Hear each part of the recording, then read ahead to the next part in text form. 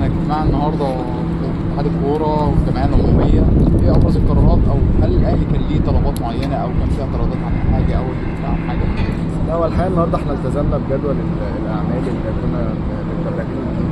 النهارده كان في مناقشه ميزانيه، المهندس هاني ومجلس اداره سمعوا بعض الاقتراحات من الجمعيه العموميه كعاده مجلس اداره اتحاد الكوره. دايما بيحاول يتواصل بشكل مباشر مع الانديه. كان في مقترحات كبيره وكتير. الحقيقه كان في حاجات من وجهه نظري كانت مهمه يمكن من الانديه الشعبيه.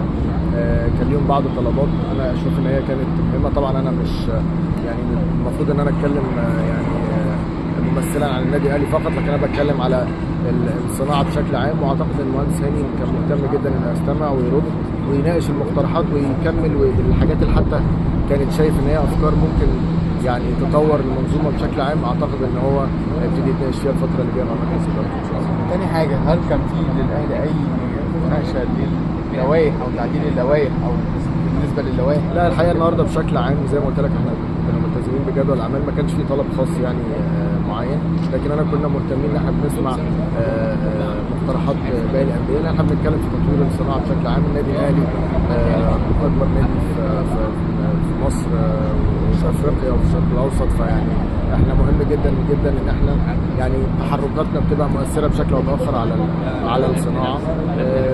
فعشان كده كنت مهتم ان انا اسمع المقترحات، لكن ما كانش في حاجه محدده للنادي الاهلي. عايز استغل بقى وجود حضرتك النهارده ونتكلم بقى النهارده، يعني حضرتك عضو سابق في شركه الكوره في النادي الاهلي.